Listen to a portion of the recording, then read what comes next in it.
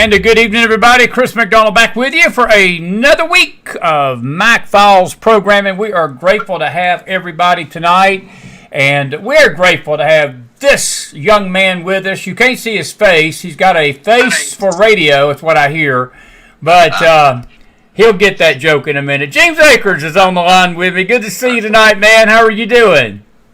I'm doing fine, Chris. How are you doing? Well, we're doing good. We missed you last week. I know you were on the road, and it just wasn't the same week without you giving your input about stuff. But we thought we'd get the week started out right. And, you might even get a repeat this week, the way the world's going. And we may even call on you tomorrow night. We're going to have a special election show. But it's good to see you, buddy. I hope your travels went well. How'd all that go? And I know you went out west for a little while. Did family enjoy that? We went out west to Oklahoma City. I'm involved with a startup company out there. We're trying to set up the first refinery of its sort in this country with strategic minerals. It's an exciting idea, a godly company, and I'm proud to be a part of it. And so I went out there to spend some time, and we had to stop by Branson to watch us a show on the way back and visit some old friends there. So okay, man. Well, that's good. Well, what's the name of the company? West Wind Elements. West Wind Elements. Well, I'll keep that in mind. We're praying for that company. And Trump, speaking of elements and rare earth, Trump didn't get a full deal out of the Chinese about this. But I had a friend of mine that we are he helps me with my stock market picks. And he told me that it's about time America does some of its own rare earth. I'll let you chime in on that since we're talking about it. It seems we're outsourcing a lot of things, James, that we could be doing in this country, and I think it's high time that we put the Chinese and the Russians out of business in the oil business and the rare earth mineral business, and America's got a lot of resources here we could be using to further our nation's prosperity. What you say to that? Yeah, China over the last decade has just been eating our lunch globally and has virtually established a lock on all strategic minerals, and especially those critical minerals that are essential for modern technology, aerospace, the modern batteries, etc. And so I'm involved with a company that we're trying to reverse that. Get into some of this America First type of new investment that's going around. We have several departments in the administration that are interested in an American company, stealing the thunder from China in this field. And I'm telling you, it's critical that we regain sort of American preeminence in several of these markets. No, couldn't said it better. Buddy, a lot of things going on tonight. I do want to get your opinion. We're on election eve tomorrow night, first Tuesday in November. Basically the four big races, of course, are in New Jersey. One's in Virginia. Two are in Virginia, this Attorney General's race, but all eyes are on the Big Apple tomorrow night. It seems that you've got a bad Democrat going up against a jihadist communist, and there's no good choices there. The Republican has no prayer to win. From James Akers' perch, what do you think is going to happen in New York City tomorrow night? Do you think people are going to come to their senses? I'm not saying that Cuomo is a great choice, but even President Trump has said that he would rather vote for a bad Democrat than a communist. And it sort of puts the New Yorkers in a bad place, James. But I tell you, they ain't got much of a choice. I don't think they want to see what's going to happen in New York City if this kid gets keys to the city. I think that it's going to be the destruction of that city. But I think also it will open the door, I think, a great deal for Elise Stefanik to be the next governor of New York, and that would be a big shock next year. in 2026 when we also face the midterms. I think it would.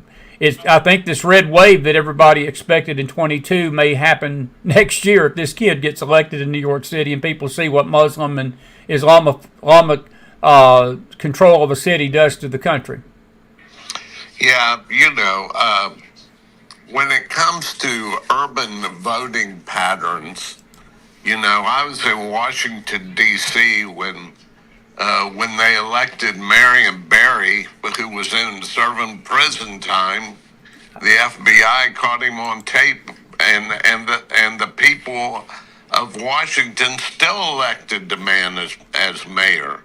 And so I have very little confidence that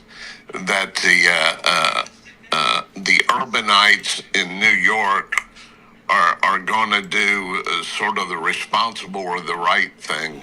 Yeah. And that's the world we live in, and I'm with you. Mardani's become sort of the darling of the far left press, and in my mind, it's a dangerous precedent that's going to be set. You have all of these extremists. The same with Spanberger, who was formerly worked for the agency, by the way. In Virginia, these people that lean so far left, but when it comes election time, they always run to the middle.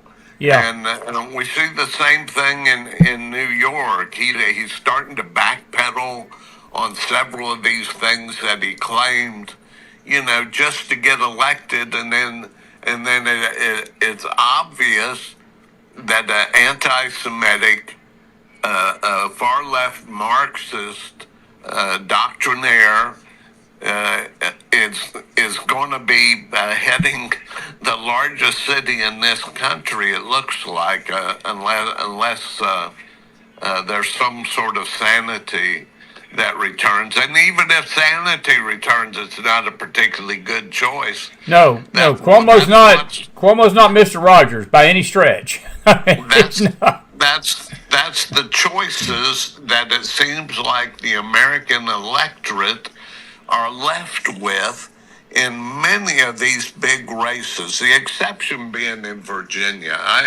I really like the lieutenant governor. Yes. In Virginia, she's very conservative, a fundamental devout Christian, and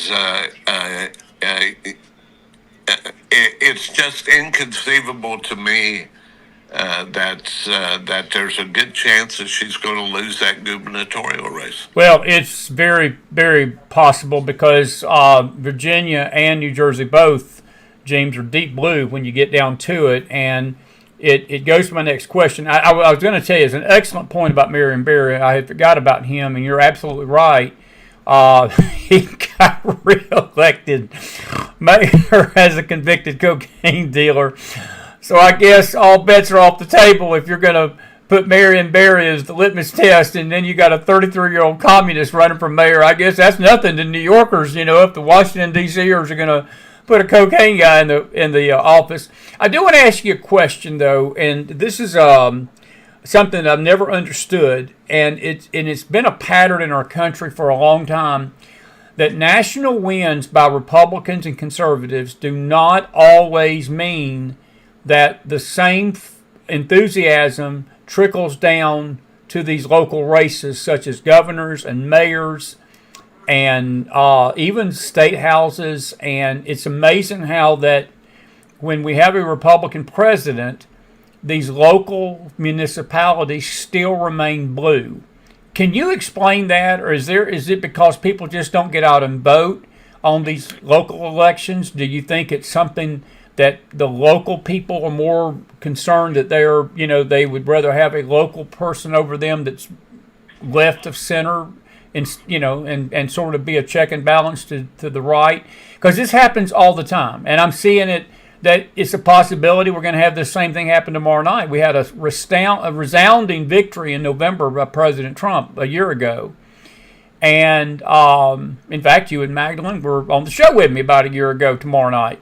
And but it's just amazing how these local elections go blue many times instead of us carrying the momentum as a Republican Party into the down ballot years. Yeah, that's why our founding fathers were so wise in setting up the republic that they did, because their prime example, historical example, was what happened in Rome. When Rome made the transition from a republic to an empire, from when people were citizens to becoming subjects. And a lot of the responsibility for that transition was the power of urban communities who always, always favor sort of the bread and the circuses and the entitlement type of mentality. It just works out that way in the urban areas, and in national elections, there's more of a balance outside of the Beltway and outside of the 7 big counties that counterbalance that. And so it's always been that way. I think it probably will be always that way. And I just hope our court systems have the wisdom to sort of keep that balance intact. That we're always a republic. That balance, as these cities become bigger and more powerful with more votes, more of an entitlement mentality, that there's at the national level there's some sort of balance. But over time it's going to get worse.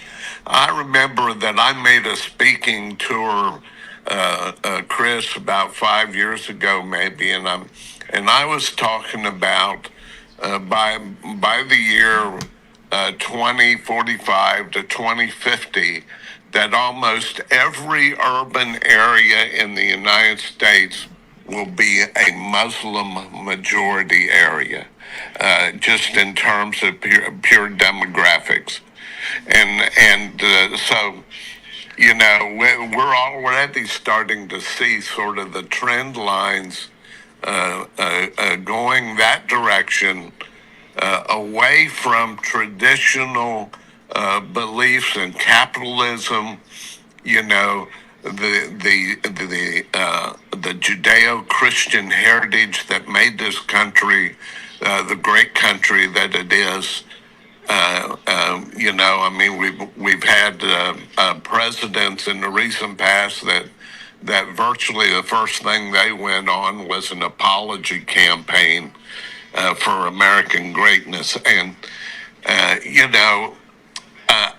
I would like to think that the trend lines are going to reverse, that the young people based largely on the Charlie Kirk phenomenon and other things, that are among Gen Z, that there's going to be a revival of conservative values and certainly spiritual values. But I'm telling you, it's the odds are really difficult to overcome when it comes to these large urban areas that now have become addicted to entitlement programs. So totally agree, and I think that you've nailed it right there, because it is like it's pretty evident that the urban cities, James, have become such power. I mean, you think about New York. We got New York and California as great examples. If you take the voting block of New York City out, you got a red state in New York. You take L.A. and San Francisco out of California, you've got a red state in California. And I would argue that with Georgia, Atlanta, that hub of Atlanta, and I would say Macon and Savannah are deep blue. If you got those three out, Georgia would go red every time. Virginia, Look at Virginia. Look at Alexandria, the city right south of Washington, D.C., which is nothing but 100% Democrat, but yet they control the whole state. And I don't know how you fix that, but I think that it's going to require the rural counties to step up. And this what makes this Plan 50 that Newsom's trying to weasel through tomorrow night is so devastating, because it's going to redraw California's districts, and it will offset the Texas thing that happened here a few months ago with Abbott. And these Dems, they just can't win an election square up. They got to cheat, don't they? They got to cheat. They got to find a way to get into the big house. But it's interesting how the local elections always go blue. And I think you're right. I think it's these cities, and I think, unfortunately, if you live in these big cities, you might as well get used, because we got this here in Tennessee, in Knoxville. This state is as red as can be, but our local government here in Knoxville, east of me, west of me, is as blue as can be too. It's crazy, isn't Well, it is. Cincinnati, your neck of the woods. Cincinnati's another example. Yes, absolutely. You can, that template applies to every large urban area. In fact, if you look at national politics, there has to be a huge rural vote to offset the largest 8 counties in this country, which control elections. You mentioned L.A. You have the East Coast metropolitan areas. Northern Virginia controls Virginia politics. Cook County in Chicago and controls Illinois politics. Dade County, Miami, and those areas, for the most part, control Florida politics. There are exceptions, but all of these things. They weigh in the national election, but if you take the country as a whole, it leans conservative. Right. If you take the urban areas as a whole, they invariably lean left, and it's because, well, look at the example of the New York mayor, this election that's coming up. He is promising everything. That is straight out of the Marxist playbook. Lenin had a great quote in Russia, the Bolshevik leader. You promise everything. You don't have to deliver on anything. You promise everything, and the people will buy it. No, they will. No doubt about it. I want to ask you something. This happened over the weekend, and it was actually happened Friday night on Halloween. I was sort of dealing with a allergic reaction because of my granddaughter got some ants, and Papa Mac tried to fight the ants off of her, and I'm the one that got the worst end of that deal, but wasn't on. But we had a terrorist plot that was foiled by the FBI. And I was just wondering if you were up on that, heard about that, because it's very disturbing in these details that are coming out, James. We very well could have had an attack on several synagogues in our nation. It originated in this Muslim hotbed of Dearborn, Michigan. And my question to you, you can comment on the plot, but what is happening with this Islamic takeover of America? I know people say that's Islamophobia. I think that people with common sense, we just don't want our heads cut off by a bunch of jihadi Muslims. That's just, I don't think that's Islamophobia. That's just common sense, is it? Is it not? Yeah. Yes. I was sounding this warning years ago when in Dearborn, the Muslims were pushing for Sharia law. Yes. That the Muslims would be under their own law, and it went before the courts. Well,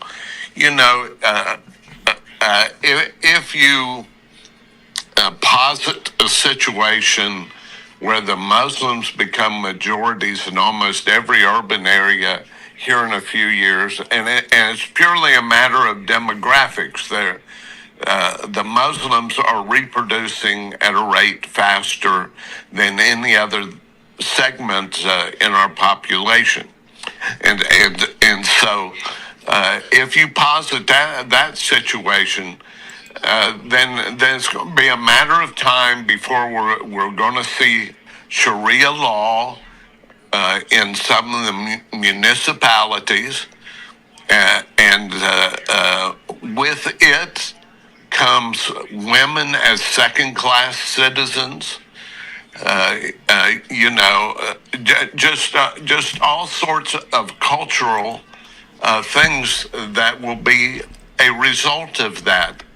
And the American people have no clue what is lurking over the horizon when it comes to these demographic shifts. Do you think that this because of the media covering for this stuff? Do you think people are just this naive? Or do you think it's more sinister? Do you think that there's a blindness over our land that we're calling evil good and good evil? Because James, look, I'll go back to Mendami.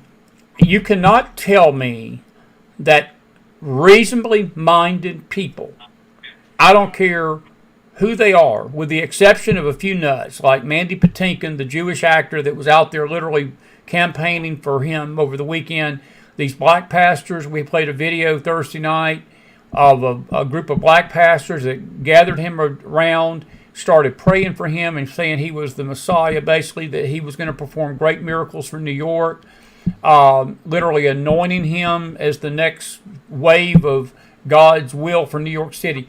You got your nuts, but in general, most common sense people can look at this kid and see the absolute danger and see what he would bring to a city like New York City, but yet all the polls indicate that people are voting for him. What is causing that? I mean, people cannot be that, and I don't mean to be ugly about this, but people cannot just be that dumb, stupid, can they? Or am I overestimating the American populace tonight? I think you're overestimating the American populace that's been fed a pablum of soft socialism on TV and on social media platforms and everything else over the last several years. So that very few people have any idea of what Marxism means, what socialism means, and most of the governments, they will say, well, most of the governments in Europe, are socialist, and look, they take care of their people, et cetera, et cetera, et cetera. There is just an absolute absence in terms of the way we have educated our young people. There is no appreciation whatsoever of the main tenets of American society and the culture that has made us what we are. Totally agree. Totally agree. A couple of other things, very important things tonight. Breaking news tonight. Looks like that James Comey had tried to get the prosecuting attorney removed, and come to find out they dropped a time bomb. They had handwritten notes that they showed the court today that basically shows him predicting that he would be in the next President-elect Clinton's cabinet, and basically giving up Stefan Halper, who basically has been sort of always suspected to be the root of this Arctic frost lie and this Russia collusion lie. He's hiding out somewhere in England tonight. Do you think that this sort of moves the pendulum a little bit closer to maybe Comey may actually find some jail time? Because, I didn't have a lot of faith that this was going anywhere, but this bombshell tonight, I think that the Trump Justice Department means business, and I don't think they're playing around with this. What's your thoughts on all that? Well, I wish it was so, but you have 50% of this country that view any of these types of judicial proceedings as political efforts of Trump to exact revenge. And so, you know, there always has to be that bias that has to be overcome. It doesn't matter which of these things that you're talking about stemming from the Trump years. You know, there is at least 50% of the people that don't see the justice angle in it. They see the retribution angle in it. Okay, well, let me interrupt you 1 quick second with something. With those same 50% that sees it as retribution, see the fact that what they did to Trump 8 years ago was political too. That it was not, if they're going to say this is retribution, then they're admitting, James, in principle, that what Comey and that bunch did was a political hit job. Because to say it's retribution, they're admitting that Trump's getting back at him for what they did to him, correct? Yeah.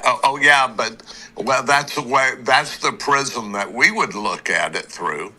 But for them, it was politics as usual. So it's not politics for them to do it to Trump, but it's politics for him to uncover what they did as illegal and go after Comey. Absolutely. Absolutely. That is sort of this blindness of the era that we're walking into. I mean, look what Trump has accomplished in 9 months or whatever it's been. Probably more than any other president, and still. On the media and the social media, and you know, there is no recognition whatsoever that the man is accomplishing anything. There is just this sort of spiritual hatred. Very true. For Trump. Well, look at no further than the 60 Minutes interview last night. Norah O'Donnell would have choked on a banana before she gave Trump credit for anything. Everything he said to her last night, and look, I give the man credit. I would have been cussing, and I probably would have been dropping some McDonald bombs. I mean, this media is the most pathetic lying bunch, and they are absolutely the most vilest of the vile when it comes to this country and what they're doing to this country. I watched that interview a little bit, and nothing he said to her last night that dealt with what he's done was met with anything but scorn and speculation, skepticism, fear, negativity. She would not give him credit, James, for even making D.C. a safer place. She was like, well, it's not safe where I'm walking. And it just makes you wonder, Trump, you got to give it to him. I mean, I wouldn't have given him the time of day, but he went into that Fox's den. But is it also fair to say that that's one reason why we've lost trust in all of our institutions? A lot of this is on the media's doorstep, is it not? It is. It absolutely is. And you know, I mean, the media right now has no credibility whatsoever among anybody but fellow media members. You know, that's true. That's basically the situation we're looking at. Nobody trusts the media anymore, and now some of the media is starting to shift a little bit. You know, you're starting to have new ownership, and they're looking at the numbers, and it's a question of how long the CNNs and the MSNBCs of the world are going to be able to survive with nobody watching them. That's a good point. And certainly nobody trusting them. And when you don't trust them and you don't watch them, the sponsors are not going to pay money to keep your network afloat. And what I've been hearing over the last few weeks, that CBS, CNN, those two networks, the two main networks, CBS and CNN, they're going to be experiencing something that we may not even have you may not even recognize those two networks come January of 26. I'm hearing things that Barry Weiss, this lady that has taken over CBS, there's about to be a house cleaning at CBS, and I'm also hearing that CNN is not going to be too far behind, and MSNBC, they're just, I think they're not going to do nothing no matter what. But I think that's a possibility, at least, James. And look, maybe that's a start. Maybe it's going to take heads to roll and put these liars out of business and make them go do their own podcasts and let their crazies listen to them if they want to. But something's got to be done, because I don't think I've ever seen it as bad as this media's been. And I tell you, what's so sad about it is you got people believing them. Some. Yeah, but the hardcore will believe them. That's true. But the reason that these moves are taking place is because there has been a watershed reached of sorts, lack of confidence in the traditional media, and the factor that you pointed out before is that sponsors are not going to pay to support a station or a platform that has nobody watching it. Totally agree. And so a lot of that will take its course. The question is whether, over a long period of time, whether we're going to see consistent and lasting changes in terms of the media and the way the populace gets its information. And we have talked about this several times on this show. It's marvelous that Trump is pursuing these programs that I'm certainly in lockstep with, but are they going to last beyond Trump? Are they setting up a system where these changes are going to endure over time, or is there going to be a radical left administration that comes in on the heels of Donald Trump and in the first week undoes everything that had been accomplished during the Trump administration? Well, I think that is something that we need to come to grips with, that is a possibility that will happen, and I think that's a great fear. I think that is a legitimate concern, because that can happen. It happened with Biden in 2021 when he took over for Trump from 2020. James, he undid everything Trump did in those first 4 years, and Trump's undid everything Biden did, because everything, it seems these days, is basically being done by executive orders, and that's where Congress has got to step in and start putting some of this stuff into law. And I'm with you on that. I think it's very concerning, because I don't think that we're done with extreme left governments in America. I hate to tell, and I tell you, I'm going to go back to Mandami, and then I'm going to change subjects on you. I think if he's done nothing else, even if this kid loses tomorrow night, he has opened the door for more jihadi Marxist communists like him to make a run at these big cities, because Minneapolis has got the same kind of situation facing it, and I understand Seattle has the same kind of situation facing it tomorrow night. And I think this is opening a Pandora's box for future Zoran Mendamis to try to take over the big cities. And we're going to play a video. That is the ideology of Islam, James. They want to take over our nation, and they're not going to fire a shot. They're going to do it from within and take over our government. Am I just whistling Dixie on that, or No, am I onto something? I see that as a real danger, looking out a decade or so. Look at the practical effects of what has been done. Chuck Schumer and the Democratic bloc, Chuck Schumer's hardcore attitudes towards the budget question is fueled by his fear that AOC is going to take his place on the tickets come the next election cycle.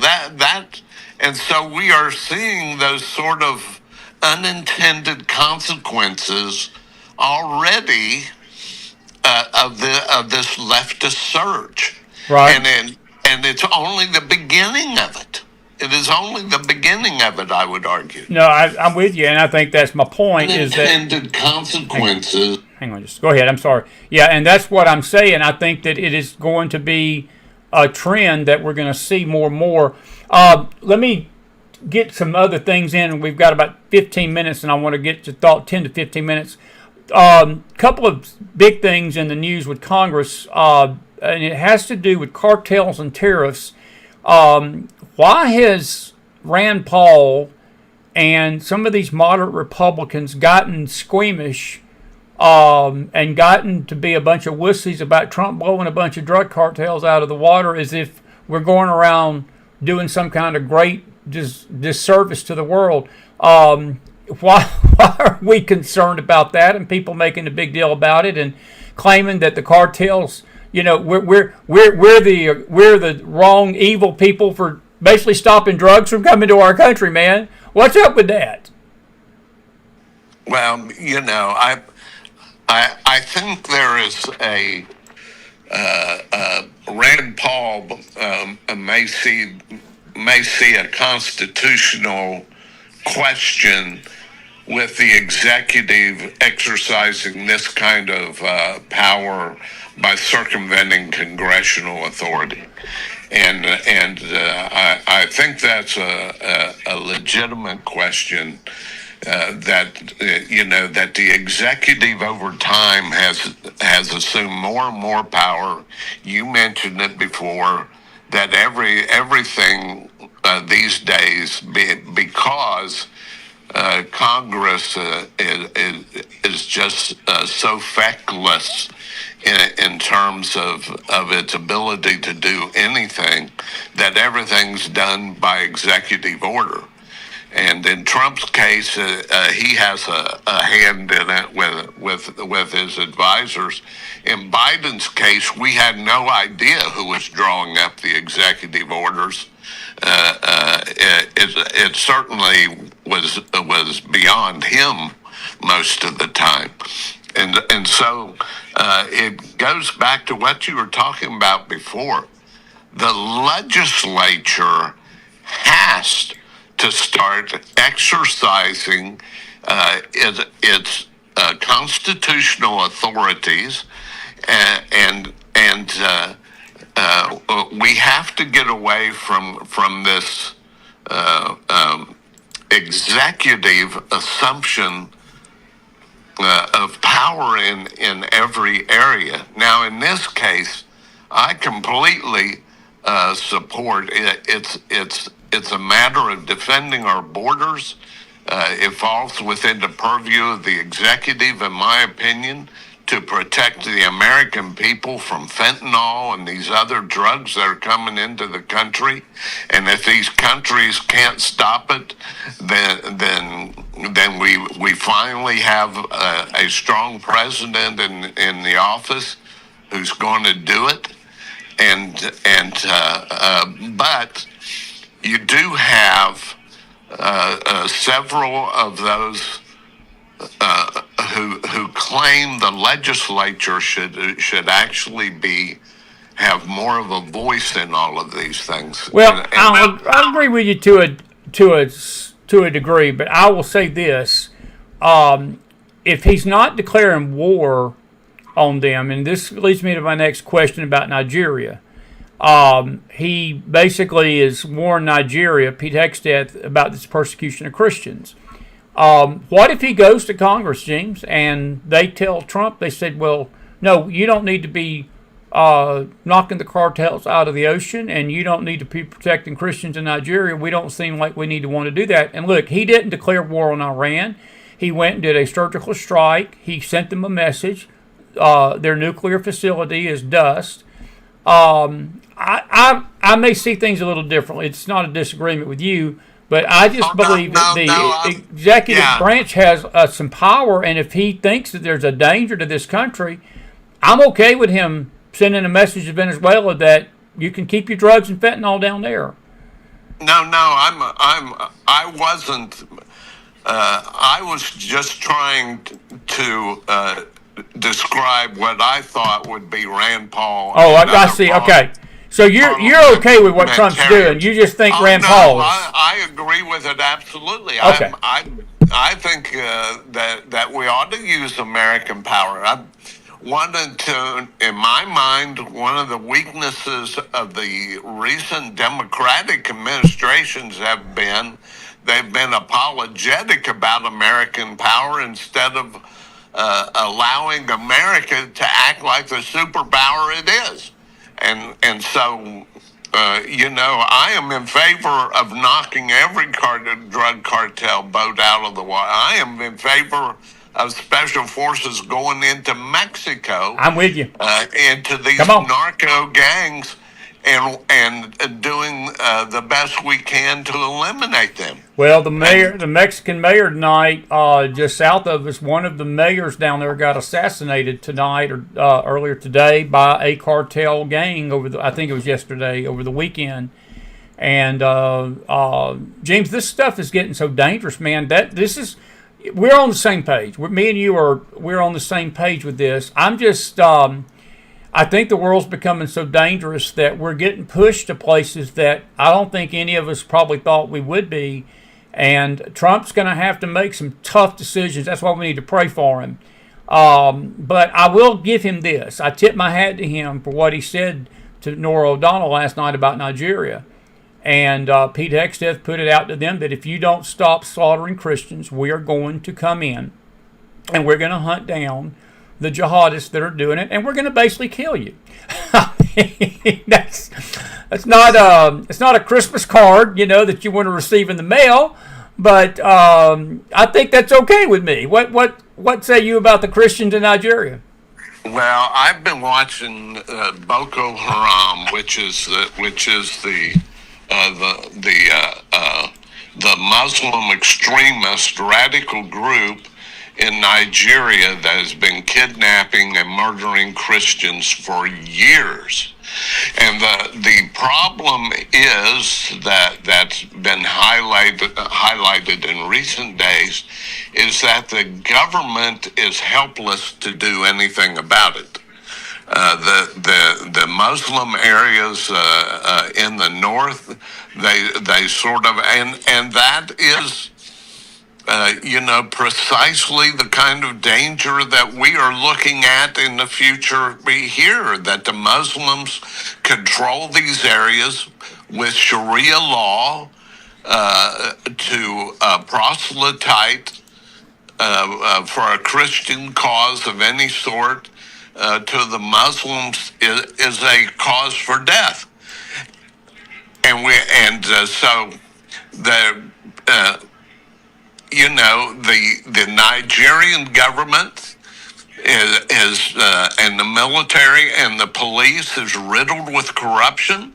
They can do nothing about the problem. And Christians, I heard a figure the other day on radio that on the order of 70 to 80%, did I hear this right, of all Christians in the world that have been murdered in the last 10 years have been in Nigeria? Yeah, that's close. That's about right. It's been over 100,000 since 2019, or 2009 actually, over 100,000 Christians. And that, when you look at the world's population of martyrs, that is absolutely correct. It's roughly about 70% in that West African nation. And that nation has never been dealt with or addressed. And to be frank with you, I would argue that Barack Obama lit a fuse over there. He had a chance to address it, and all they could do is do a bring the girl home campaign that meant nothing to the terrorists. But James, I think we're making the point to the people tonight. We're in a dangerous world right now, and I think these squeamish people that they get a little excited if Trump wants to drop a bomb or two. And I'm not looking. Nobody wants war, but I want to make it clear, these people have declared war on America. They've declared war on Christians. They've declared war on the Jews. They've declared the war. We've not declared the war. But if you have got a danger, that's one thing the president has been called to do. He has been called to defend and protect this nation from all enemies, foreign and domestic. It's part of his oath that when he lays his hand on that Constitution to protect the nation from all enemies. And to Rand Paul tonight, grow a pair and shut the you know what up, because you're part of the problem. Because it frustrates me with him and Massey and McConnell. I don't know what it is about Kentucky with these senators and these representatives. I just want to go shake a nod in all of them. I mean, I do. It's like, are y'all smoking weed up there? I mean, are you smoking the bluegrass of the field of Kentucky? I mean, are you on drugs? Are you on alcohol? I mean, I want to ask Rand Paul, why are you even in Congress? I mean, why are you even there? You know? I mean, for God's sake, it's not that Trump's trying to usurp the Constitution, but if you've got a danger, James, you got to take care of it. And I'm not going to keep getting on my soapbox and beating the horse about it. But I'm in agreement with him dealing with this situation in Nigeria, and I'm in full agreement with what he's doing with the cartels. They don't need to be bringing fentanyl to the shores of the United States of America. And I think most common sense American people, except for the people in the Congress up there that don't have any common sense, would agree with that. Yeah, I don't disagree with what you're saying at all. I think there are shades of difference between Trump using American power. I agree with it completely, but I think constitutionally and in terms of the American public opinion, using American power to defend Christians in Africa is a tough sell for foreign policy. Using American power to stop the flow of fentanyl that is killing our young people, to me, is clearly within the president's purview. You see, it's a matter of degree, but I don't want anybody to misunderstand me. I am fully in favor of Trump exercising American power to achieve American goals. Yeah. And for many years, we had governments that would apologize about the use of American power rather than wisely exercising it. Well, I'm just grateful it's Trump doing it and not Joe Biden, because Joe Biden would start attacking the Love Boat instead of attacking drug ships. So, that's a good thing we got going for us. Kamala Harris would be wringing her hands in the White House trying to figure out exactly what to do. She would be hiring a DEI specialist to analyze what we've done to PO the cartels and how we could negotiate with them and get them friendly to us. And when Nigeria's situation, she would basically turn it into, well, the Christians deserve it because Christians have hated Muslims. I could hear it all right now. And these people are as sick and evil as a bunch of vomiting, infested dogs. And I hate to say that, but I swear I told my Bible audience like yesterday, I think that the time for being coy and being diplomatic is gone. You just got to call a spade these days. And James, we got people in this country that's running this country. I don't know how they got in power, but it speaks it concerns me with our nation that we're allowing these people. And I saw a comment about the polls being manipulated. And I know that there's this thinking out there that elections are manipulated. And I'm not saying they're not, but we can't use that as a crutch, because a lot of it's laziness. There's a lot of the people that just don't get out and vote, and you can't manipulate a poll if there ain't votes to be manipulated. And you can't blame elections being stolen if you sit at home and don't vote. And I'm not trying to get on a soapbox about it, but we've just got a country that needs to shake itself and come to its senses, because we're about to lose it, brother. We're about to lose it to this Islamic takeover. And I'm telling you, this whole world is succumbing to it. It's not just America. It's England. It's Australia. It's Europe. It's France. It is all over. And then you got the Chinese basically just salivating, waiting for us to go down. The Russians salivating. The North Koreans, all of our enemies are salivating to see us go down. And then you got Israel sitting out there in a sea of hate all by herself. And you got this anti-Semitism on the right. We're in a dangerous time, brother. We're in a dangerous time. I'll let you wrap us up. We got about 5 minutes. But we're in dangerous times tonight. Very dangerous times. We are, and you know, to me, I've in the past 2 to 3 weeks, I have delivered this message to anybody that will listen. The answer is not trusting in politicians or anything else. The answer is Jesus Christ and the finished work of Christ on the cross. And if people, individuals, instead of wanting to stand around in groups and sing kumbaya and not take any tough decision whatsoever, if people would come back to the cross and straighten up their individual lives, the judgment begins in the house of God. And the reason this country is in the situation it is because Christians, there's no reason the entitlement program should be what they are. Christians have ceded to government areas that the church should have controlled. So true. And my gentle plea to everyone is that each person, Jesus Christ died for each person, regardless of color, national origin, sex, or anything else.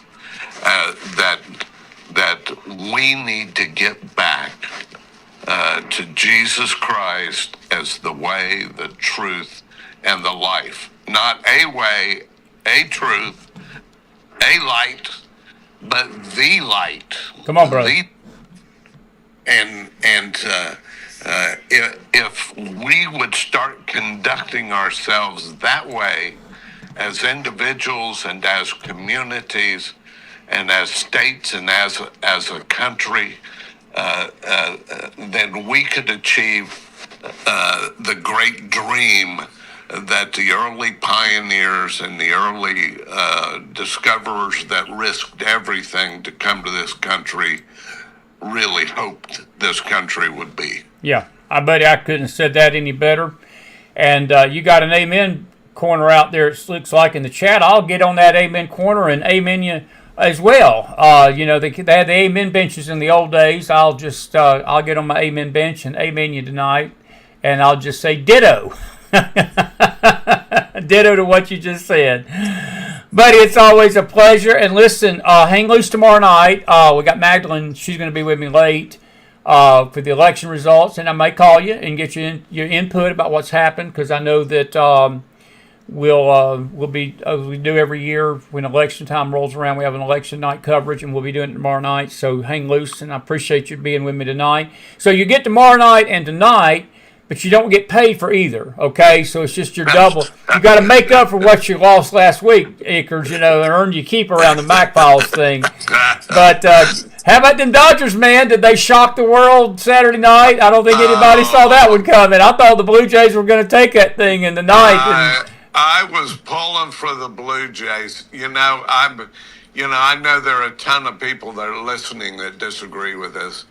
But I pull for the Dodgers and the Yankees and the Red Sox to be mathematically eliminated by All-Star break every year because they just tried to buy the pennant. I'll agree. I'm not going to disagree with that. And I know we got a lot of Dodger fans in our audience, but it is sad that baseball and, every sport, we had a discussion about this one night last week about how it was a question that came up about are the games rigged? And it was this NBA gambling scandal that erupted last week. You've sort of not heard anything about it lately in the last few days. But it is sad that money has tainted the game so bad that you've got these big market teams. It almost goes back to your urban-rural thing about voting, and it's the same thing in sports. These bigger market cities, they seem to have these big corporations that have all this money, and they can attract these players, and the smaller units and the smaller market teams, they're left with the crumbs, and they just can't compete. And there was a part of me that I really didn't want the World Series trophy to be in Canada, but I was sort of hoping for the underdog too. But it is what it is. And I think that something's going to have to give. I think the system's gotten so top heavy, James, it's going to collapse. I mean, that kind of thing is going to collapse on its head eventually. And it's happening in football. It's happening in baseball, basketball, all the sports really. And the only Chris. Let me get on the soapbox with you here. It is the corrosive effect of money to the point it's ruining the college game. Yes. Football boosters now control the momentum of college football these days by just buying ball players to come in. You cannot watch a NFL game or an NBA game without gambling being 8 out of every 10 commercials. Without a doubt. And the corrosive effect of money on sports, on politics, and on the church is killing our culture. Killing our culture. Well, I'll ask you a question. I'll ask you the question Cedric asked in the chat last week. Do you think these games are rigged? I used not to believe that, but, I'm beginning to wonder. I really am beginning to wonder if some of these situations are not fixed and the fix is in on all these sports. And I cannot stomach to think that because, James, me and you are... By the way, Jenny Castellanova just posted that I owe you an extra hot dog. If you come on tomorrow night, I'm going to have to come up there and buy you an extra hot dog this spring. So I'll do that. That'll be my payment to you when you come back tomorrow night. That's a good thing. But I'm beginning to wonder. I've never thought this in my life until recently that I am really beginning to wonder if these college games, these pro games, are if the fix is not in, man. And it just sullies. It sullies the purity of the sports. And I'll say this and we'll get off this. I'm so concerned because I see trends even in the high school football region. And I love football, and these high school kids, they're just out there to play, but the demands are getting higher and higher and higher on these high school coaches to win. And it's almost becoming that the purity of the game is seeping into the little leagues, and we're losing it, man. We're losing it because people just want to go see a fair sport, just play ball. Play ball. I don't care what much money's on it, just play ball.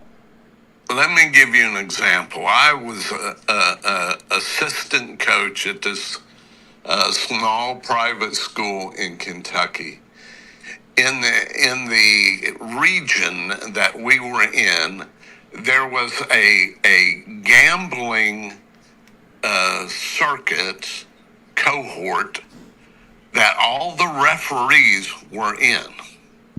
They were wagering on the games that they called. And you could see it when it came to a critical call towards the end of the game.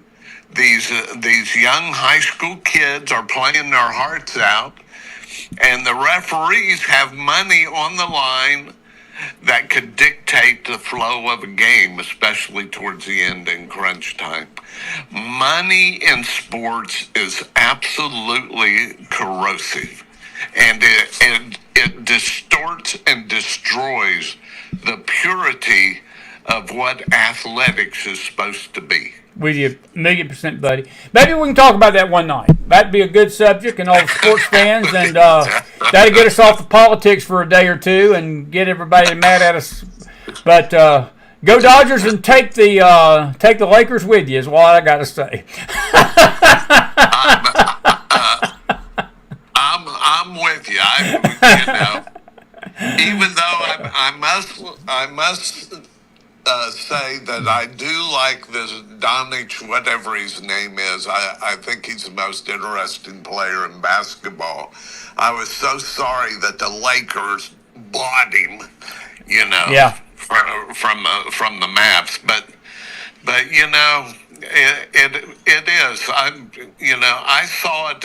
I was a part of an election. We had a wonderful candidate, but money in politics, Same thing. it's just corrosive because it just undermines the integrity of the entire system. Yes, it does, buddy. And we're seeing that in so many aspects of American life now. Well, I don't gamble, but I tell you what, I think is the most foolish investment to ever put money on a game because you don't know what forces are betting against you. I would never put money on a baseball game in 10 million years or a football game or anything because it is corrosive and it's corrupt. But anyway, buddy, listen, good stuff tonight. I got some video I'm going to play and get these folks' comments before we get out of here tonight. Good to have you tonight. I will check in with you tomorrow. We'll see what the schedule is. And thank you for being with me tonight as always, my friend. Always an honor for me, Chris. I enjoyed talking to your audience. You too, my friend. We'll see you tomorrow. God bless. Blessings. Blessings Bye-bye. to you. Bye-bye. James Akers, everybody. Put some fire in that house. And Jenny, I will do just that. We did not get to our baseball game this year with my scheduling situation. Our schedules didn't work out this year, but we've made a promise that in April, when the season starts, we're going to go see two next year up in Cincinnati because he lives near Cincinnati. I'm not too far from there, and we're going to try to get together. So I will buy him an extra hot dog for his extra service on the Mac Files this week.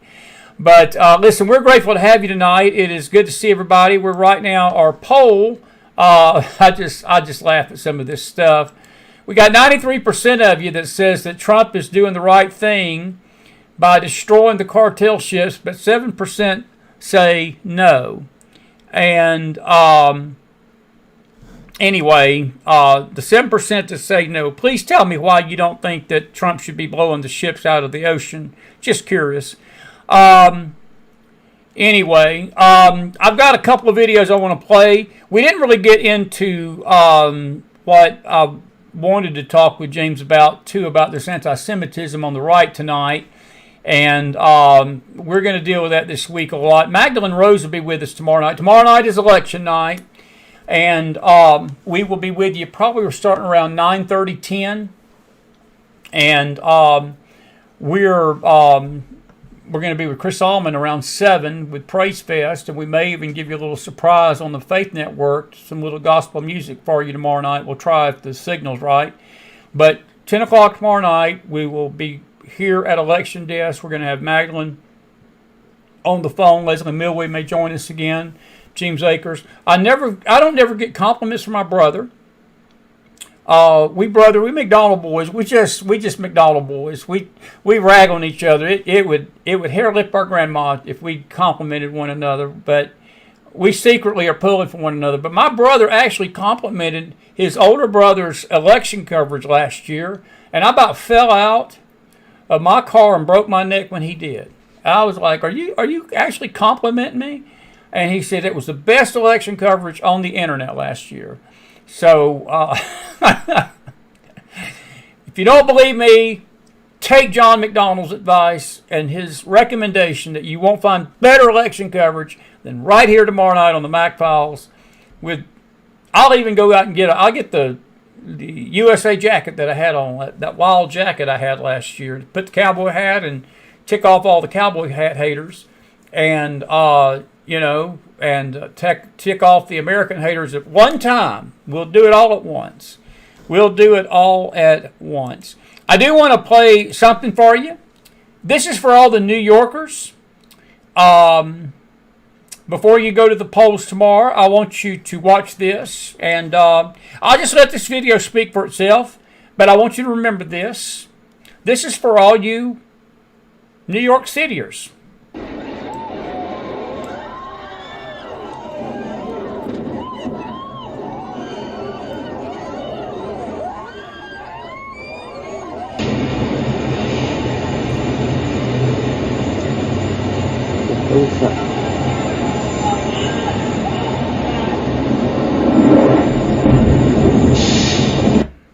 That was on 9/11 of 2001.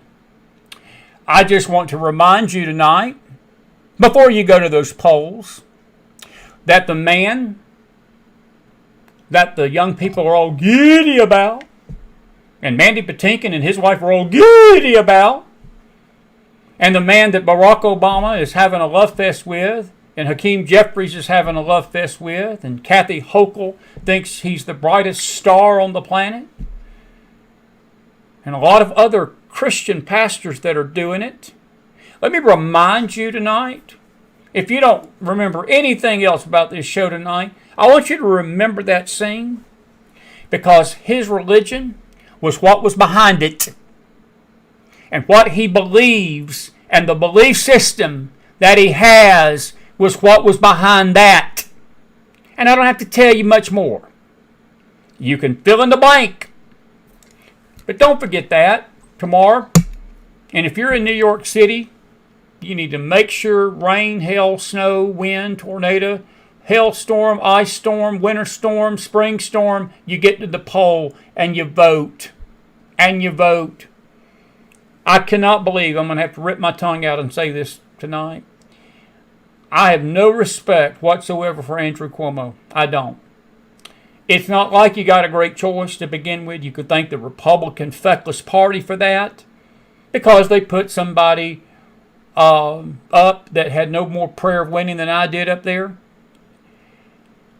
But it's either the jihadist Marxist or a bad Democrat who basically is probably going to do just as bad to your city as the Marxist is. But I don't believe that he will bring the city into a communist type Sharia law outlook. Now, I hope I don't eat those words, but you don't have a lot of choice but to vote Andrew Cuomo tomorrow. My brother and I, we had a somewhat of a spirited McDonald discussion last week, and I said, I cannot believe that the McDonald brothers are saying to vote Andrew Cuomo, and he couldn't either. We were not arguing. We were laughing about it, not in a good way. But that's your choice. Don't forget that video. Don't forget that video when you go vote. And tell your friends. Tell your friends. By the way, folks, this is what they're wanting to do to our country. Roll tape. A mosque like C3 organization cannot get involved in political work in terms of partisan activities. However, the Masjid C3 organization can and should encourage people to be civically engaged, to register to vote, and go out to vote. This is the least. If we care about the Ummah, the benefit of having a C3 organization is your funds are tax exempt and the donation to you are tax deductible. That's the benefit of having C3 organization, right? But you cannot do lobbying because the IRS code does not allow it. So what do we need? We need another organization called C4, Social Advocacy Organization, C4, outside the masjid. The C4 organization can lobby, can fight legislation, can propose legislation, can mobilize people to get legislation at any level in our life. At the school board, at the city council, at the state house. The school board, the city council, the state house, those elections matter, folks. This is the CARE representative, by the way. They're basically trying to tell you, screw the American government. They're using our own system. They're using our own tax code. They're wanting to start their own tax code that they can take over our country from within. starting at the school board level, and then the city council level, and then the mayor's level, and then the state house level. And before you know it, you're going to have a Muslim running for mayor of the largest city in the world. All the way to the federal government. Way to the federal government. However, although the donation to the C4 organization is tax exempt, but donation to it is not tax deductible. If you want to have an influence, you have to pay for it. Are we okay with that? Okay. Now, the third level of organizations, there are two more left, are PACs, Political Action Committees. And I think all of you know PACs. Political Action Committees, they collect money and they give to candidates. But also they have limited, ceiling as how much they give. They cannot give more than $5,000 to a candidate, so it's not really much. However, they can raise money to candidates, so they encourage people, their members, to give money for candidates. Are we okay with that? No, we're not okay with that. The more effective. No, we're not okay with that. Brothers and sisters. No, we're not okay with that. What the Supreme Court about 11 years ago allowed to happen, which is super PACs. And I'm going to leave it at that. We'll put this video up on our Telegram room. Folks, they're trying to take us over from within. This attack's not coming from without. It is literally, they have come over here because of illegal immigration and illegal migration, and they have purposely been wanting, this has been their master plan for a long, long, long, long time. They have used our government. They have gotten their foothold in government.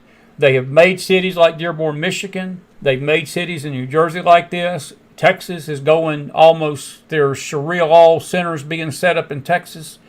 Virginia, you can name it. Even in my conservative part of Tennessee over here in the eastern part, you drive through Knoxville, just about every block you go down, you see a mosque, and one comes up every day. A new one's coming up every day. They are infiltrating. They are invading. And it just seems like that the American people are either oblivious to it or they're okay with it. Both reactions are bad. And it's going to be the death of our nation, folks. It's going to be the death. I'm not saying this because we hate Muslims. We don't. But I'm going to tell you this. I don't mind telling you this.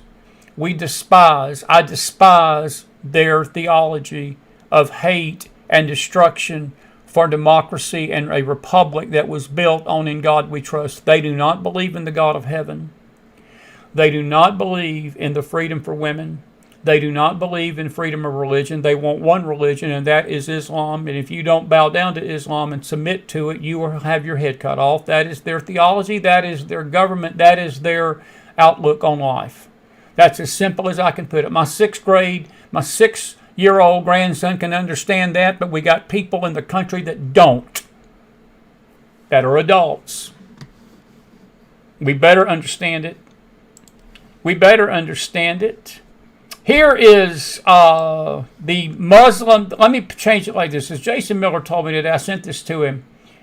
And his response was priceless. He said, I guess this is the religion of peace. Roll tape.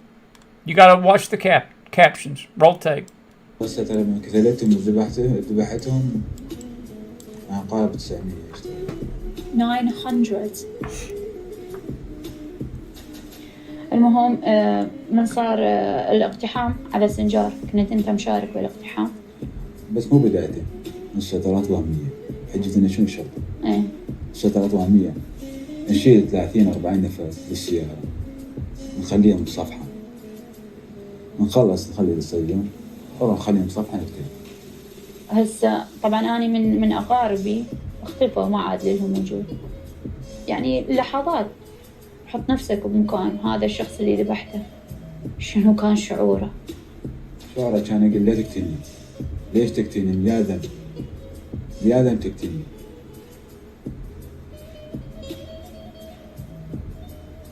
How many women, how many children do you think you've raped over the years? لهاي الفترة بقيت وياهم تقريبا أقارب تقريبا بال50. 50, between 15 and 16. This is the religion of Islam. Roll the tape. كنا كانوا صغار 15 16 ولا كبار لما قارب. Over 200. What was going through your mind? Talk to me. Tell me what you're thinking when these girls are screaming for you to stop and you don't, you continue. والله هي حالة ممارسة الجنس، يعني كل شخص ما يقدر ينفصل عن هذا الشيء، يعني هي إرادة قوية. أنا رغم ما شيء قد كانت تمنعني من هذا الشيء، يعني بس مني أخلص وياها، يعني أشوفها تبكي يعني ينكسر قلبي عليها. لو ان قلبك طيب ما تاخذ 3 بنات وتغتصبهن يوميا. صحيح، بس هي تعرفين وضع الشاب يعني. لا هذا ما تبرير. انت كنت تستمتع بهذا الشيء. صحيح. You enjoyed this. بس بوقتها كنا مضغوط علي. أنا مضغوط علي هذا الشيء. أنا مريض من عندي شيء. أنا إذا ما أسوي هذا الشيء. اوكي هسه احكي لي شنو هو الضغوطات اللي صارت وشنو هذا الشيء اللي انراد من عندك. هسه احكي لي اياه. انا وياك وجه لوجه. انا وحده من ضحك. That's an ISIS jihadist talking about his campaign of terror. And by the way, the person that's out there saying deport, deport, is a little late for that. It's a little late for that. The fox has already been let in the hen house. There's no deporting all of this. You can't do it. It's too late. Hate to tell you. Hate to tell you. This is a bunch of kids. They asked the question. This is a bunch of Palestinian kids. They asked this week, can we coexist with Israel? Can you coexist with the Jewish people? Roll the tape. ممكن في يوم من الأيام تتصوروا إنه يصير سلام وتعايشوا وتفرحوا قدامي؟ نعم. لا إذا بدت الله يصير مستحيل يعني لا إنه لا جهاد نصر أو استشهاد إما الواحد يضل جاهد تمنى يا إما حقق النصر أو إنه يستشهد. These are kids. It's either victory or martyrdom. I'm going to roll that back a little bit just so you'll see what they're saying in Arabic. He says that's impossible. It's either jihad, holy war, or martyrdom. And then they go back and they say if God will, it will be. There's not talking about the God of heaven, of course. Peace with Israel? It's impossible. These are kids talking. Kids. إما الواحد يضل جاهد تمنى يا إما حقق النصر أو إنه يستشهد.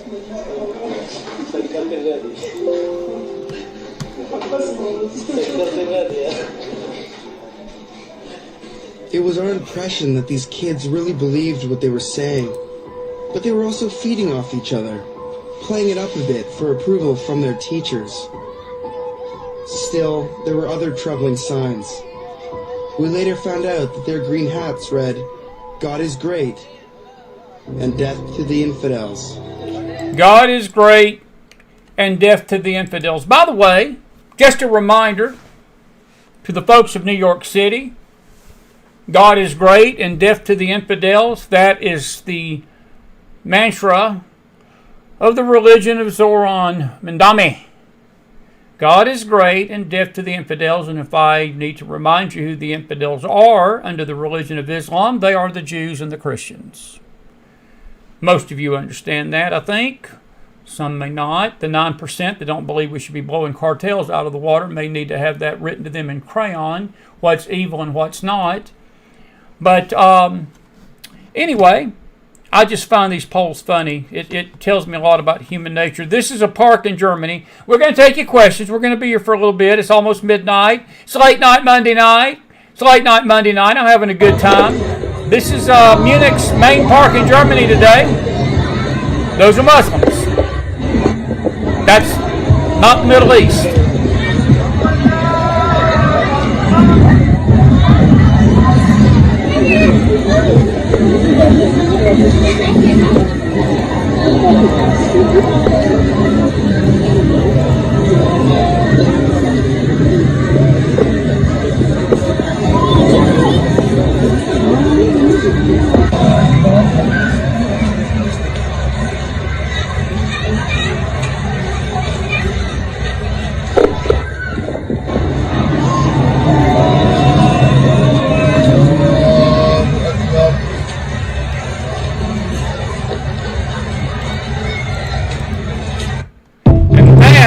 is the reality of what we're facing, and this is also what we're facing right now. This is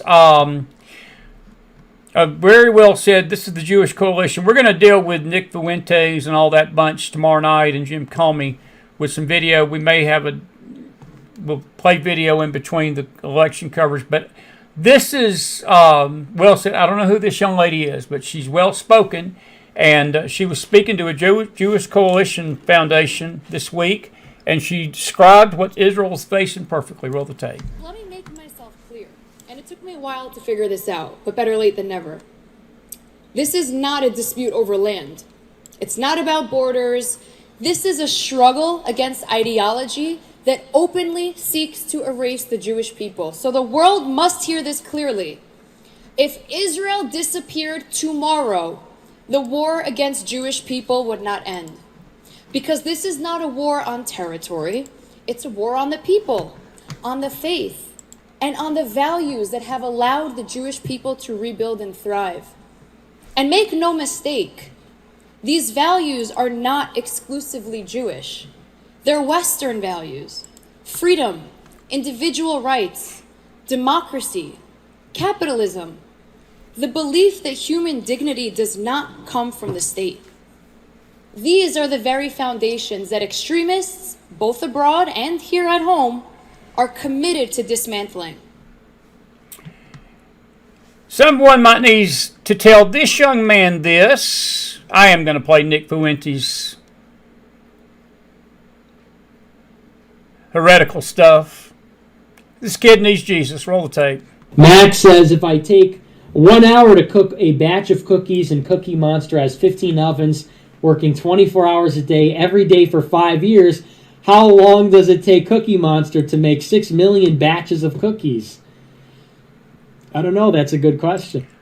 I think you know what he's referring to there. I don't have to draw that for you out. I don't think I need to. By the way, this is who Tucker Carlson had on his show just last week and acted like this kid was the greatest thing under sliced bread. Certainly. Oh, no. It doesn't really sound correct to me. Wait a second. It takes 1 hour to cook a batch of cookies, and you have 15 ovens, probably in 4 different kitchens, right?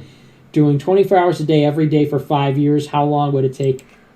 That's about the length of time the Germans started the gas camps, folks. This is so hideous, so sick, and so demented. Roll the tape. You'd make 6 million? 6 million was the number of Jews that were slaughtered by the Germans during the time of 1938 to 1945, but the gas camps really came into play between 41 and 45, 1940, about 5 years. I don't know. It certainly wouldn't be 5 years, right? The math doesn't seem to add up there. He's a Holocaust denier. I'll just save you the more hideous stuff.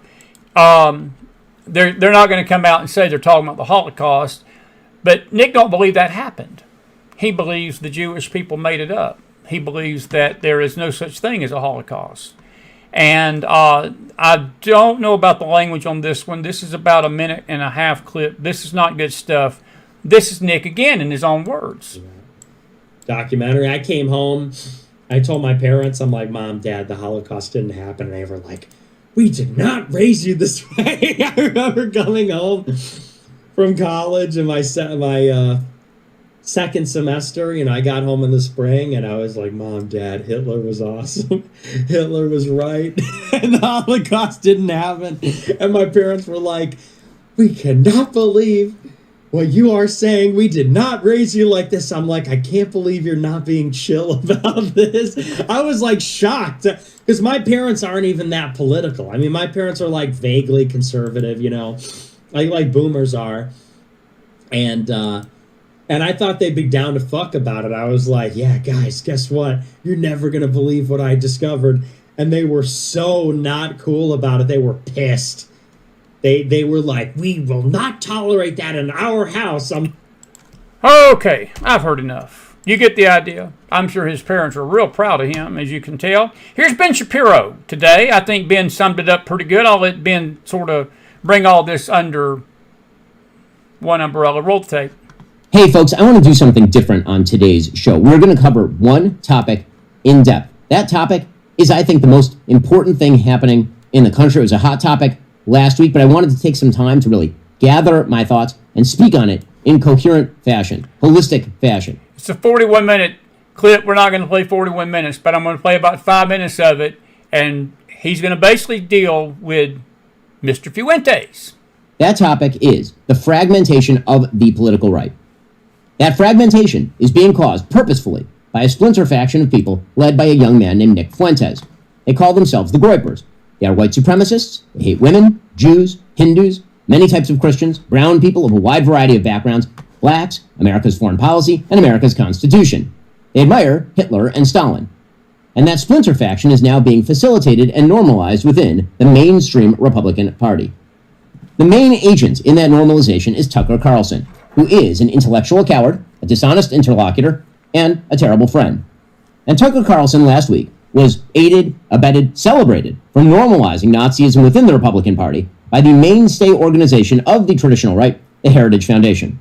Now, before we explain what's been happening, let's make one thing clear. This is not about free speech or cancellation. It was never about free speech or cancellation. Free speech has a definition: the right to speak free of governmental coercion. I believe in it, of course. I've always defended it. Criticism of bad speech is, in fact, just a form of free speech.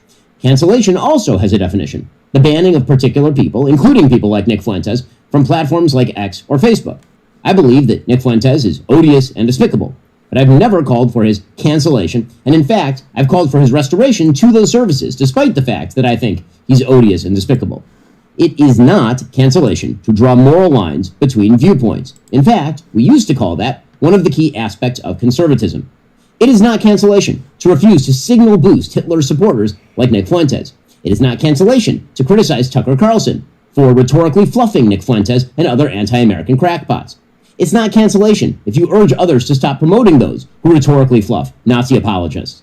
Those are all elements of free speech. And anyone who says differently is lying to you, and lying for the most cynical reasons, to misdirect from their own defense of those Nazi apologists and their promoters. The issue here isn't that Tucker Carlson had Nick Fuentes on his show last week. He has every right to do that, of course. The issue here is that Tucker Carlson decided to normalize and fluff Nick Fuentes, and that the Heritage Foundation then decided to robustly defend that performance. They did. Those who criticize both Tucker and Heritage aren't canceling. They are quite properly drawing a moral line. And that moral line, folks, is basically this is evil and this is sick and demented, but it is scary how this movement is destroying the right. And we're going to get into that more tomorrow night. We'll talk about that along with the election results with Magdalene. I talked to her today about this, and it is horrible. It is one of the issues that is being used to drive a wedge. Cleo sent me this. Yuri Israel tweeted out to Candace Owens, who is part of this same group that Ben Shapiro is talking about. He asked her, he said, "Why are you so obsessed with Jews?" And Candace Owens says, "Well, because they are so obsessed with me. Feeling is mutual now." Wow. And then he said, "To the contrary, Candace, you were loved and respected by almost all the Jews, including myself. You have heavy memory loss. You went down your own downward spiral, and instead of stopping to rectify it, you blamed everyone around you, and here we are today with no going back, proof again that Qatar pays more than the Jews." And there's a lot of rumors that Qatar is the money behind Tucker Carlson's new podcast.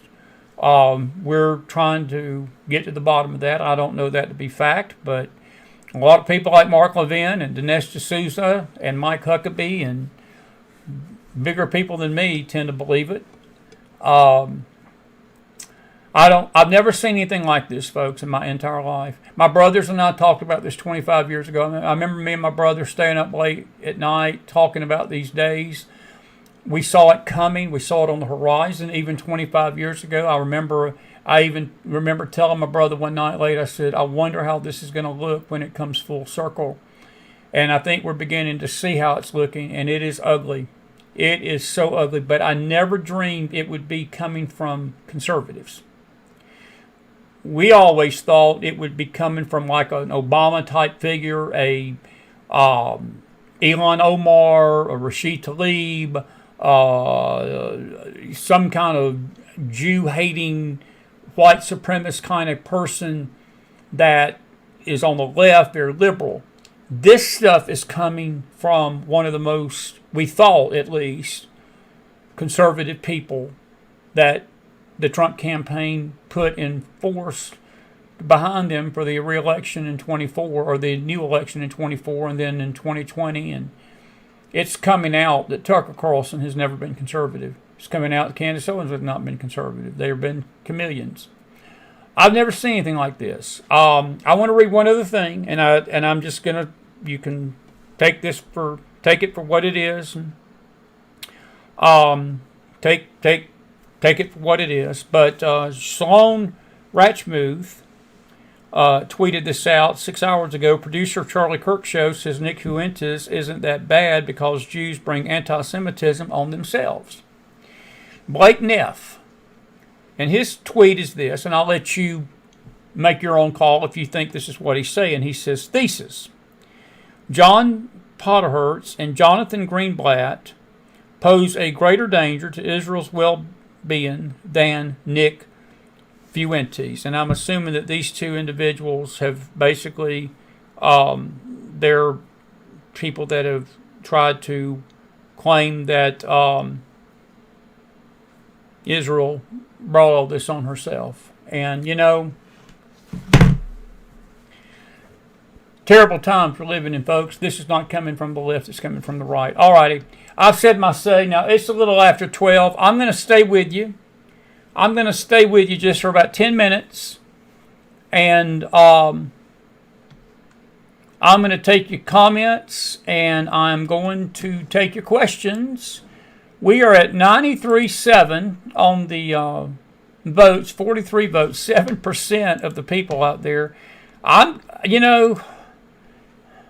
Please tell me, you 7% that are out there, unless you're just being a jackanape coward and just wanting to be a jackanape about it and put a no vote in there. But tell me why you think that Trump should not be shooting the cartels out of the water that's bringing fentanyl into this country. With that little piece would destroy your city. Just asking for a friend. You won't do it. You won't do it, will you? Nope. Any questions? Mark Kaysen, he says, put money on the game. You're right. After Chris about what they're doing in Nigeria, my pastor was in there. They tried to threaten him and kill him because he was preaching the gospel. Mark, Nigeria is a very serious situation tonight, and I pray President Trump does what he says he will do. Dennis, she says, I've heard that Mandami had been cleared to be exported. Any truth there? I have not heard that, Dennis. I've heard rumors to that effect. There's been a lot of congressmen that have threatened that. Trump sort of insinuated. Trump, all he said tonight was basically if he gets elected tomorrow night, that every fund that he can cut off to New York City legally, it's going to be cut off. He's not getting federal money. If he thinks he's going to get federal money to finance his Sharia law wet dream, it ain't going to happen. And I don't mean to be so crash about it, but it's this kid is crazy. He was spotted at a, and I don't mean to, I'm not saying this to be ugly or rude or whatever, but I saw a video on Jesse Waters' program tonight, and I think I saw somebody post that video on X. It was a gay bar, that he was at a gay bar Friday night for Halloween and was partying down hard, trying to get the LGBTQ vote. Now, again, that was off the X, and Jesse did show the video, though, on his show tonight. I wouldn't doubt it. Dennis, I don't know if he'll be deported. New Yorkers need to make sure he don't see that office, though. They need to vote him down. Again, it's not like they've got great choices, but they're going to have to, hopefully somebody will come to the... I will say this about the New York situation. The women vote and the Jewish vote right now has been swinging heavily Cuomo in early voting, which is good signs. So maybe all these polls, I think somebody made the point that the polls are basically being tainted a little bit. I don't doubt that they're being manipulated. Every election cycle we get this. Polls, I don't listen to polls. It's been a pretty steady course, though, for probably 3 months that Mandami's been up by double digits. And even with Silwa out of the way, he was still beating Cuomo by 11 or 12 points. So I don't know what poll is being taken and who they're taking it by, but I did see a couple of polls tonight that the women vote, and that makes it so crazy with Andrew Cuomo of all people. But the Jewish vote and the women vote are going heavily to Cuomo in early voting. So we'll see what that plays out tomorrow night. We'll see what that plays out. Deb, you saying you saw a realtor talking about Florida. Well, I've got a funny meme that I'm going to show you tonight to sort of lighten the mood. But my friends in Florida sent me this, that they've already given Zoran Mandami the Florida Realtor of the Year Award for 2026. So I don't doubt. And by the way, you New Yorkers, holler at me if you want to move to Tennessee. I got a great deal for you, trust me. Because they're coming to Tennessee too. They're coming to Tennessee. And they're coming to Florida. So you're right. That's exactly what they're going to do. Stephen, you says, did Donald Trump's endorsement of Cuomo lead to an increase in his poll numbers? I don't know, Stephen. It may prove to be that. He really didn't endorse him. He said was if he had the choice between the Florida Realtor of the Year, a jihadist communist, and a bad Democrat, he would go with the bad Democrat. That's all he said. So we'll see. I'm sure that helped a little bit. BG says the commie's going to win running away. BG, I hope you're wrong. I hope you're wrong. Lisa, cartels are killers. There are killers. 48 votes, but 8% of 48 people, which is around 3 or 4 people, I guess, maybe that. They don't think they are. They think Trump shouldn't be killing them. So I don't know if they think that Trump needs to get permission to do it. I hate to tell him that he does not have to go to Congress to get permission to go to the bathroom. He's president of the United States. He's commander-in-chief. And if he sees a threat to the nation, and look, hex death, I feel like this strategy had been discussed for a while. And they saw the numbers. They saw what Venezuela, Colombia, and other drug capitals of the world were doing to our nation. And folks, the deaths to these fentanyl and meth influxes of drugs into our nation are in the millions. I'm telling you, there's the tens, hundreds of thousands of people are dying from these drugs. So it is a national security threat. And he's not declaring war on a country. Nor O'Donnell asked him last night, are you going to declare war on Venezuela? He said, no, I'm not going to war with Venezuela. I'm giving them a message. They're not going to send their drugs here. I'm giving Colombia a message. You're not going to send your drugs here. And, you know, common sense should kick in to these 8%. If the cartels are so wonderful, you would think that they would get the message after he's blown 3 or 4 boats out of the water that they wouldn't keep bringing their boats into America. You know what they're counting on? They're counting on the 8% to scream, oh my God, Trump is blowing boats out of the water and we don't even know if these drug cartels are evil or not. That's what they're counting on. That's why they keep coming. That's why they keep coming. Because they know there's a market for it here, and they know they got a media up here that's going to be sympathetic to them, and they know they got Americans that don't have a brain that will be sympathetic to them either. And I'll go ahead and say it. That's a funny meme. Florida Realtor of the Year. 2026. Florida Realtor of the Year. Cedric, I don't know if you're ever going to get rid of gambling in sports and politics, buddy. Hate to tell you. Don't think you're going to.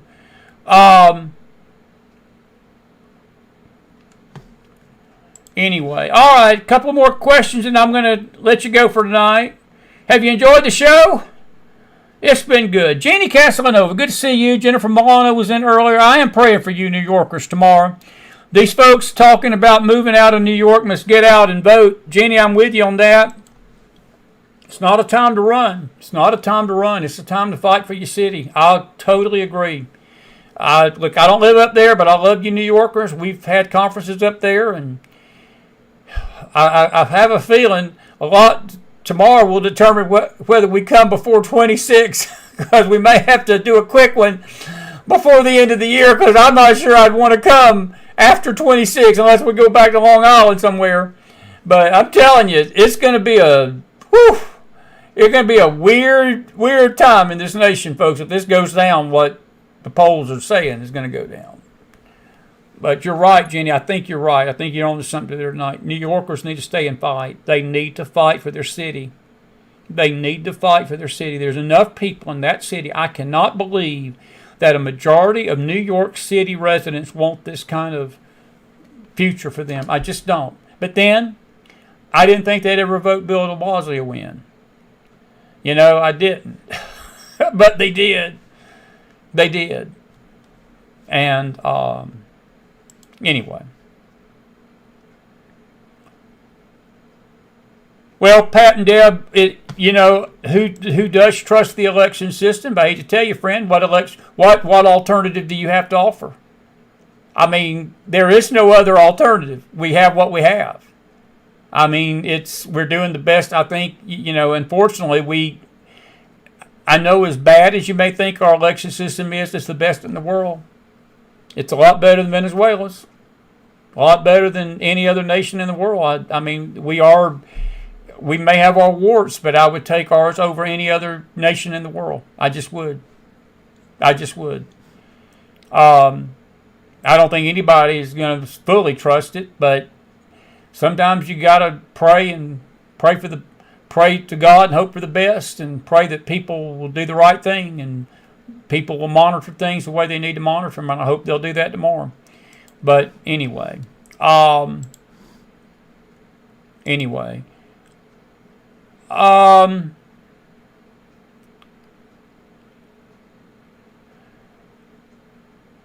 I disagree that it solves nothing. It does solve something. I don't care whether they're sending poor young men to take the hit or not. I'm going to tell you what it's doing. It's sending a message. And if they keep doing it, see, this is the whole thing. If they keep doing it, then it won't be just the boats. I know President Trump means business and Pete Hegseth means business. Maduro and the Colombian president need to take notice tonight. They're going to keep doing this stuff, and they're going to bring the wrath of the United States of America down on their freaking heads. So I disagree.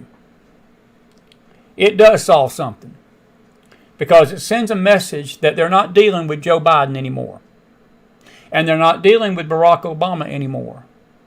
They're dealing with Donald John Trump. So, there you have it. All righty. 92-8. We are going to close that poll out. You 8%ers, I guess you... Ho! Put some fire in that house if you're grateful you've been with us tonight. We are so grateful that you're here. If you enjoyed the show, we got to get out of here. It's past midnight, and past midnight. Good to see everybody, and we encourage you to be with us tomorrow night, probably around 10 o'clock again.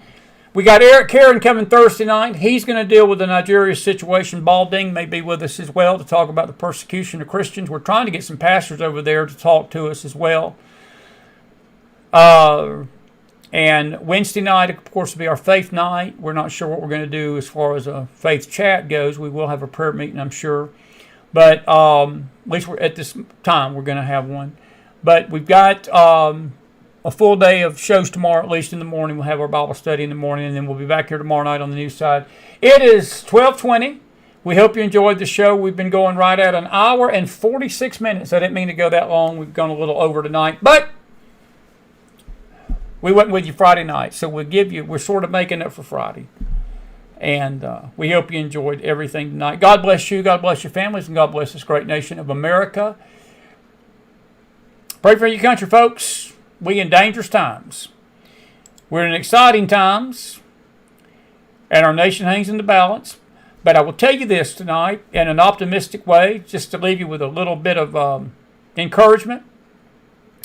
I wouldn't live in any other time than this right now, to be in the middle of this and to witness God's people coming to the top because the cream always comes to the top. In times of trouble, God's people usually come to the front of the battle.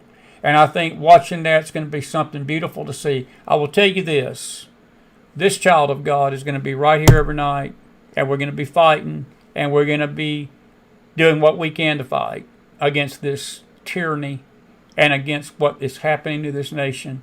And we're going to be praying our socks off for President Trump and praying that he has wisdom in all these issues, and praying for these governments, and praying for these states, and praying for these mayors, and praying for these governors to turn their hearts to God.